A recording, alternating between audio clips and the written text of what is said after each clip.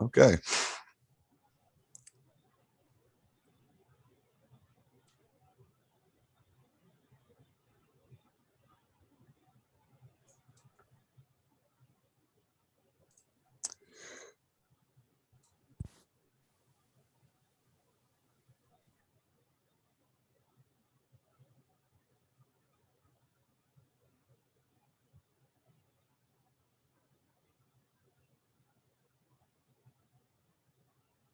Okay, good. We are finally live here on YouTube, or we should be.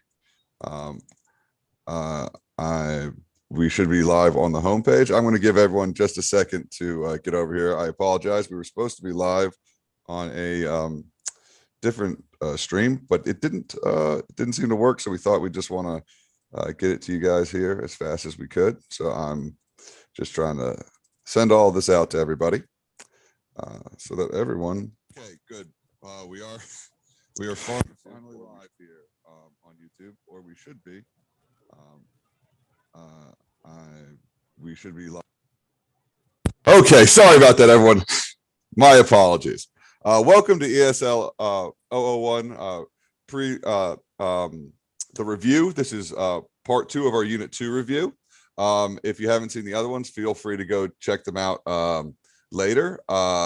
And we'll put links in the descriptions below, but we've wasted enough time. I'll just hand it over and so we can just get this started. All right, welcome everyone to ESL 001 pre-reading and predicting this week. I'm happy to be able to work with you guys and get you going on this. So what is pre-reading? And remember, this presentation is reflective of what we have in that wonderful course at Saylor. So if you haven't already joined, you may want to. And basically, we learned that one way to learn from a reading is to make predictions. So we're going to start out by talking a little bit about what are predictions. And that's basically making a guess as to what will happen in the reading. So when you start to read something and you're thinking about, okay, what is it that I'm going to be reading about? You start to ask those questions. You start to think about, what you think it might be. And that starts to get you focused and ready for what comes next. So you're going to use the title, you're going to use subtitles and pictures, and then you can sort of get an idea of what the author is trying to present to you prior to the reading. Okay, then as you read, you see if you're right. And why would you do this? This is a way for you to become a better reader. Sometimes when we read something quickly and we're not paying attention or we're not practicing some of these strategies, we don't get as much out of the reading as we could. Take a look at the image and title below. What do you think may be happening and why? So we have the title, One Car Circles Back, and of course we have the image here.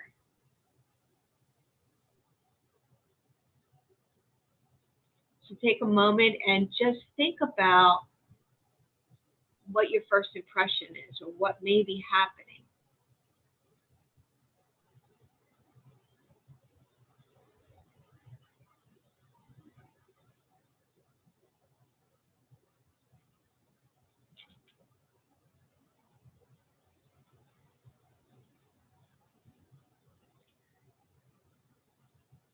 What you should be actually thinking about is what the title might mean.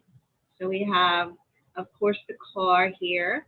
We have the phrase one car, the title One Car Circles Back, and we see the circles on the car. We see that it looks like an older car. It looks like a taxi. And then we start to put it together and ask the questions like, what does that mean? Is it about a taxi? Is it about the whole process of picking people up and going back, and or is it something else? Is there something else happening here, and how can we tell? So in the course, we learned that there are some additional strategies. Summarizing, where you identify the most important information in sentences. That's where you're reading a paragraph or a short article and you start to understand what it is that they're trying to tell you. And remember, writing is meant to give a message and have a purpose in most of the cases. And then you're going to be asking yourself, what are the main points? What are some of the things that we can pull out of that reading and use to better understand? So summarizing is taking that basic information and processing it to, pull out the main points. The next thing that you should be thinking about is question generating. And that's where you ask questions about the information provided. That really helps you become an active reader. And some questions include, I wonder why, does this mean, what about? So as you're kind of going through and reading each section or whatever it is that you will be reading, start to ask those questions, because that's going to help you become more familiar with the material and help you dig a little bit deeper to better understand it. You want to also practice clarifying, where you identify things in the text like vocabulary that you don't know and other difficult concepts, maybe phrases, maybe some of the questions in the text, things like that can help you, if you start to identify those, help you start to break it down so that you're able to process it better. You want to try to reread and restore meaning. So you want to make sure that if you're unclear about something, you go back and you take another look at it. One of the things that I know we all experience as readers is when we read something quickly and we don't fully understand it because maybe we skimmed it, maybe we didn't read every word. And sometimes we need to do that in order to fully understand and not get the wrong understanding or get a misconception or not fully understand what it is that the reading's trying to tell us. Okay. So examples of clarifying, maybe it's trying to say that, or the author is trying to make us see that, right? So think about clarifying also as if you were explaining what you have read to a friend, and the friend says, I don't understand what you're telling me. What is it that the author was trying to say? And then you go and you clarify it by giving, your friend that breakdown, those details that really help to show what the author was trying to do. And it's kind of like, when you know something, if you can explain it fully to someone, that's what you're trying to be able to do. So you're trying to pull out those important parts in order to be able to, effectively communicate that idea. It's one way to make sure that you are understanding. So here's an example we'll take a look at. Review the following paragraph using pre-reading strategies. So this short paragraph, it's just a few sentences. I'm going to ask you to think about the main points. Try to share or respond to the paragraph is about. Question generating, what about? So as you're reading it, what are you thinking in terms of what are some other questions that you feel you would like to have answered? And also clarifying, the author is trying to make us see that. Okay.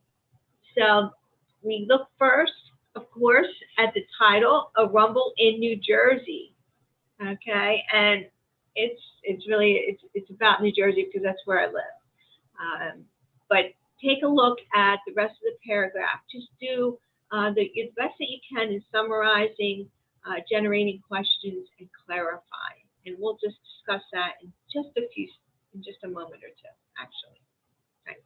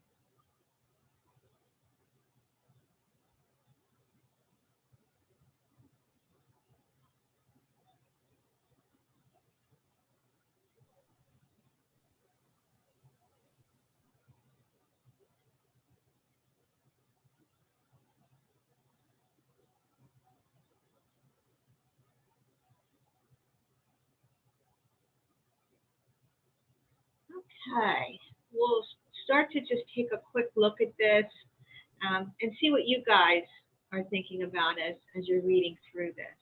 And remember, this is just an exercise to get you familiar with some of the strategies you can use when you're reading something new and unsure of, what it may mean. So we start with the title, A Rumble in New Jersey. Now that can mean a number of things. Rumble can be something like the sound of thunder in the sky, or it could be, the occasion where there may be, people fighting in the streets, or it could mean simple the sound of something that sounds like the earth is moving, right? So you have a lot of different ways of kind of approaching or looking at a rumble in New Jersey. So the first question is, what does rumble mean, right? So that's something to ask. And then when we read the actual paragraph, this is an interesting paragraph in that if you don't read it closely, you may miss what's happening. So it tells you one day in August in 2011, residents in half of New Jersey felt a trembling and rocking under their feet. In many towns, the residents went out front of their homes. Many carried children and stood on the sidewalk. The rumbling continued for quite some time. So if we're not sure what rumbling means, we can start to ask the questions like, does it mean that something was happening in the earth? Does it mean that there was something happening in the streets? We can start to ask those kinds of questions. And then we have further on in the paragraph, by the end of the day, there had been some damage to buildings and many roads remained blocked by rocks and huge traffic jams. So that sounds like there's something happening, within nature itself. And then we look at, if we read back just one sentence, people driving reported there was a lot of commotion on the roads as people pulled over and waited for the earth to stop moving. So that gives us some of the key things, for summarizing it. It gives us those details to better understand it. So we know just from reading that sentence closely that it's about, of course, an earthquake, right? Mike, do we have any questions posted or any students who wanted to share something in response to this quick example? I'll let you know. I'm keeping my eye on the chat. Unfortunately, because of our technical difficulties, Gotcha. our delay is a bit longer than we'd like. But I'll let you know if when stuff comes through. Feel free to leave stuff down in the chat there. Anyone watching, we will see it. All right. So predicting.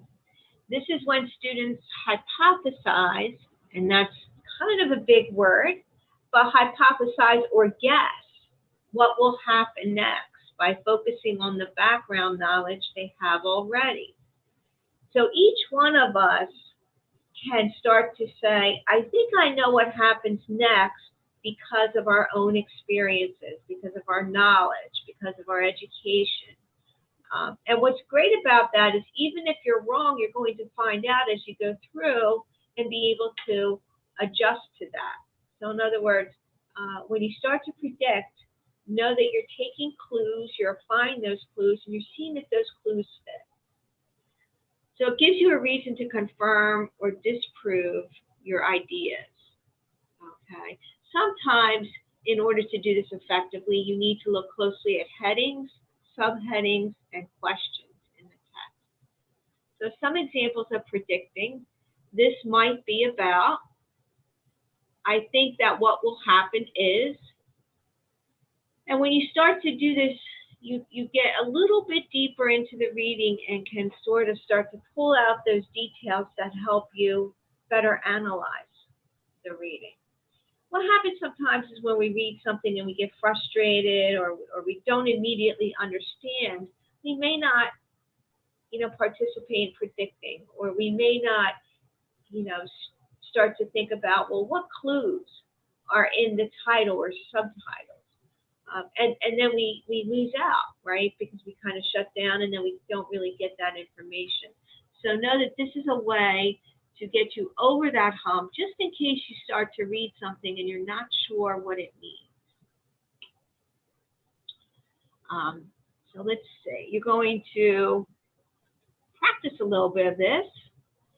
Read this title and try to answer the questions below. So the title is Great White Shark Circling New Jersey Beaches, a Rare Phenomenon. So try to answer these questions briefly. This is just kind of a quick predicting challenge to get you familiar with, this process and how it can help you. And then we'll talk about this in just a few moments.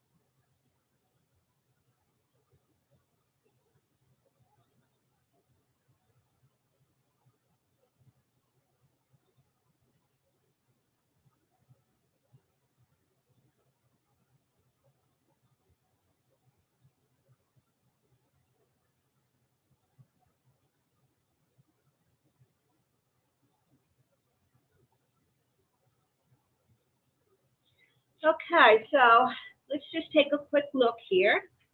Hopefully some of you are able to pull out some of the information from the title and start to do a little bit of this predicting. So, Great White Shark Circling New Jersey Beaches, a Rare Phenomenon. What information does it give you? It's a very brief amount of information. Well, it's a title, so it's not going to give you a lot of information. But we know for the first thing that it's about a shark, okay, a very special type of shark, the great white shark. And then we are given the information that this is rare. So it's something that doesn't happen all the time, right? So we know that this is something that stands out and is newsworthy because of it. So if you have something similar to that, or if you have other information that you wrote down that actually helps us better understand that, then of course that would be something to please share in the chat. But the second part, what questions do you have about the title? You might have questions like, why is it a rare phenomenon? Why was there a great white shark circling New Jersey beaches? How did they see him? Was the shark scaring people? Was there, a time when the beaches had to be cleared or evacuated? So those are all questions that now prepare you to read the rest of the article. As you ask, you can then become more familiar with what it is that you're going to actually be focusing on. And then you have, what questions do you think this reading will answer? So some of the things that you may consider are, what exactly happened? What are some of the things that scientists are saying about the great white shark? What are some of the things that the people who live by the beach think about the great white shark? And what is the town trying to do to deal with this great white shark that's actually circling the New Jersey beaches. So if you had something similar to that, you're on the right track. You may have even come up with some more original ideas. Where in New Jersey did this happen? Were other states affected? Things like that. Those are all the different types of questions that you might ask to better understand what it is that you're reading. Okay.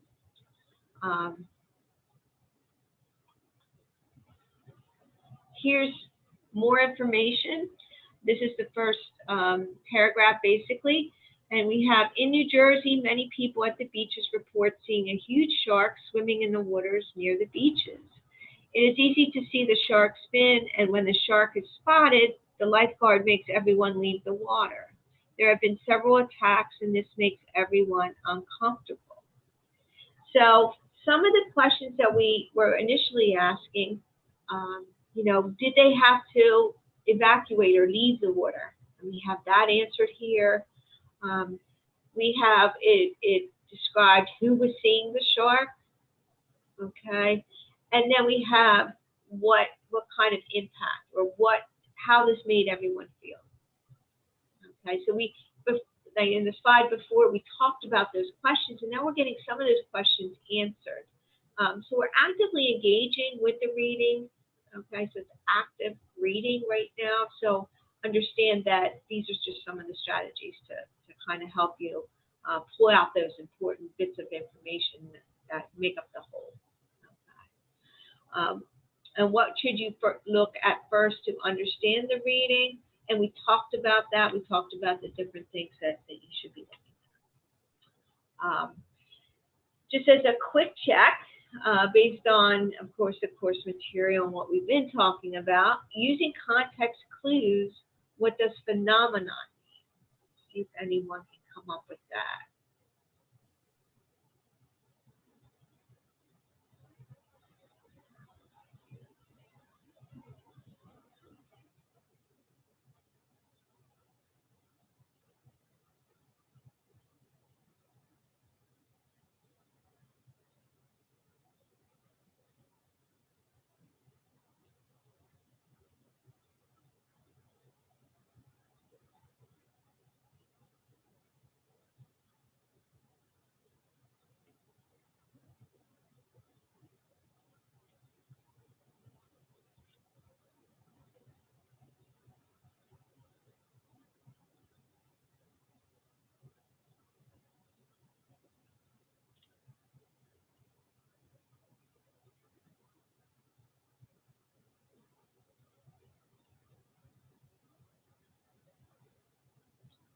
So I guess we could narrow it down by taking a look at, we have the word rare in front of it.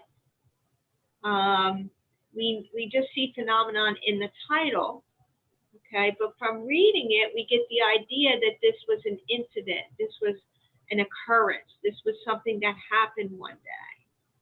So we might get the understanding from reading the paragraph and then looking at the title that phenomenon means, rare event or rare occurrence, something that, doesn't normally happen. And by putting phenomenon there, it makes it sound like it's kind of mysterious, right? Because we could have put a rare event. The writer could have put a rare happening. So phenomenon gives us an understanding that this is something maybe perhaps unexpected.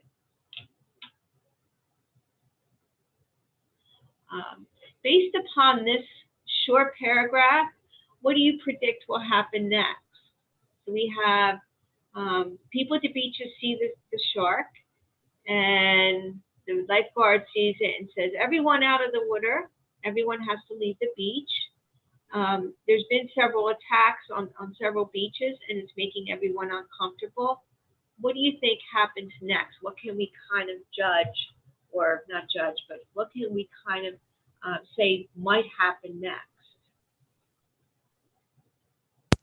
So Krista, we have a comment down here about a phenomenon meaning a situation. So I think maybe a little more context of how a phenomenon is more than just like just a regular situation. Right. Thank you. Based on the context. Yeah. That's a very good breakdown. It does reflect like a situation. But phenomenon is used to describe a very special situation, something that's not normally seen. Otherwise, we would say like a rare event, a rare happening, something unexplainable is usually how we describe phenomenon in English. Like UFO phenomenon or things like that, where we don't really understand what it might be. And so the question, of course, is perhaps, the title gives the impression that the great white shark is something more than it actually is. And maybe it's being used to generate that interest and that intrigue in that title. So thanks, Mike. No problem.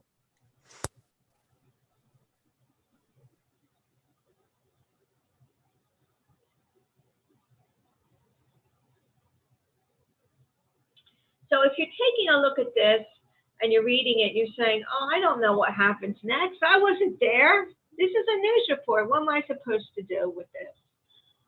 But if you're predicting, if you're saying, like, I wonder, if they had to send scientists out to try to determine why the great white shark was there. I wonder if they were able to chase the shark away from the beaches.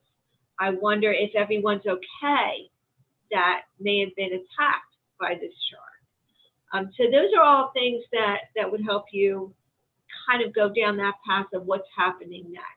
And remember, it's not meant to make you imagine things, without any sort of reason. It's meant to help you think about, okay, where's the author going next? And let's find out.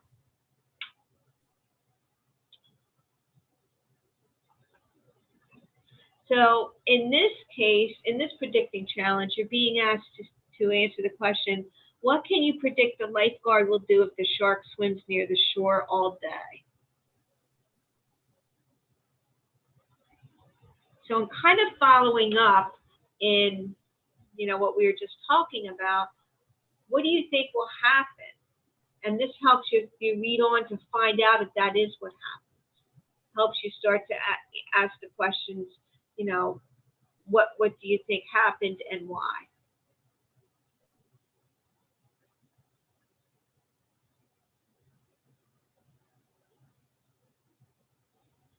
So we've kind of answered this, I think, but basically what we're saying is the lifeguard, if we know that he's already made people leave the water, if the shark is there by the beach all day, he's not going to allow people in the water. So at some point, he's just going to have to say the beach has to be closed and no one can go in the water.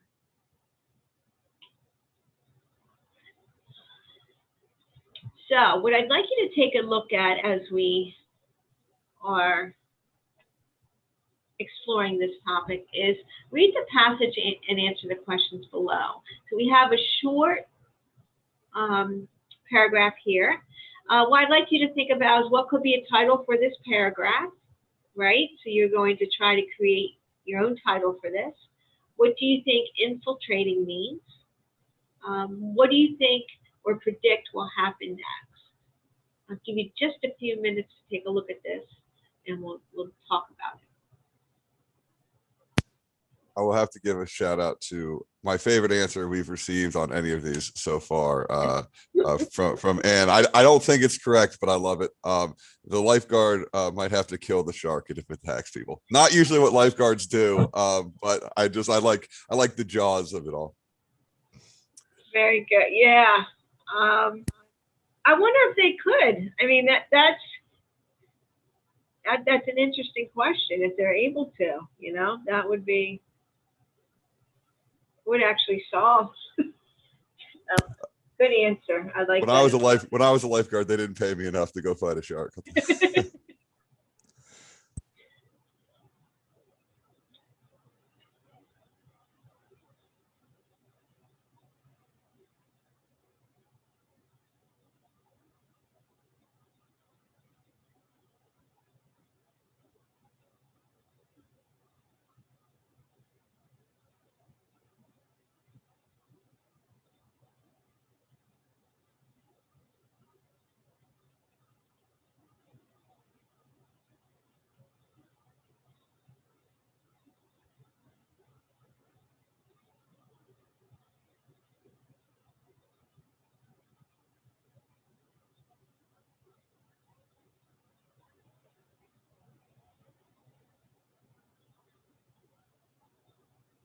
Okay.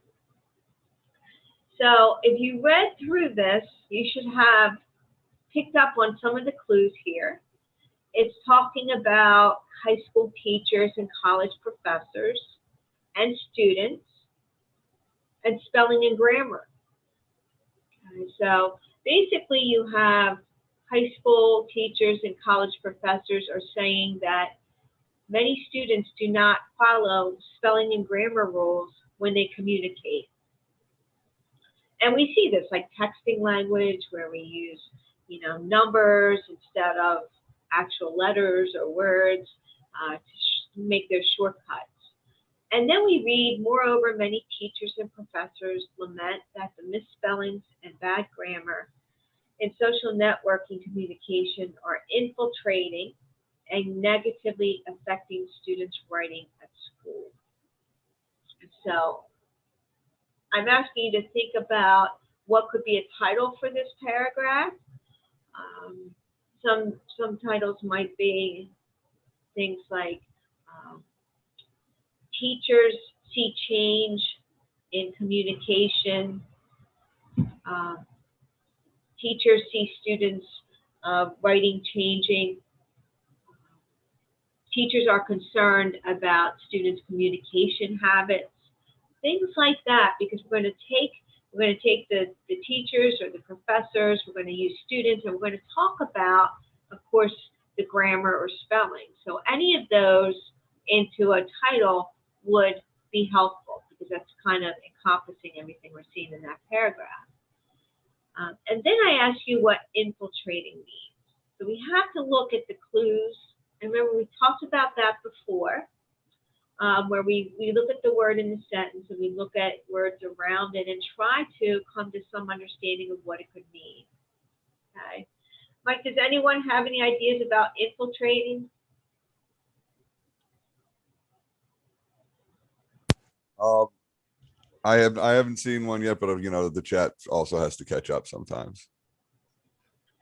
If you're thinking about what it could mean, it's kind of meaning it's impacting. It's students are finding it, and using bad grammar and misspelling. So it's kind of becoming a part, okay, or being used by. So infiltrating in this case, uh, being used by, being a part of, because we can see that, in the next part, negatively affecting students' writing at school. So we know it's become a part of their writing. And then what do you predict will happen next? Okay. So we know that the professors and teachers aren't very happy with the spelling and grammar, changing in the communication that the students do, and that they blame social networking. Okay. So if they were to try to do something, they might address how not to write like you're writing on social networking, or how to use different tools to check your writing so that you're not making these mistakes.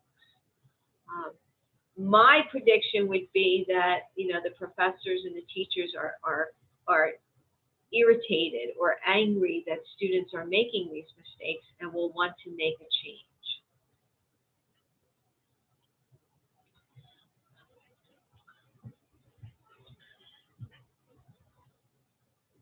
And so, hopefully, you guys have a better understanding of how to make some predictions, how to use summarizing and clarifying to help develop your ideas, and understanding of what it is that you're reading.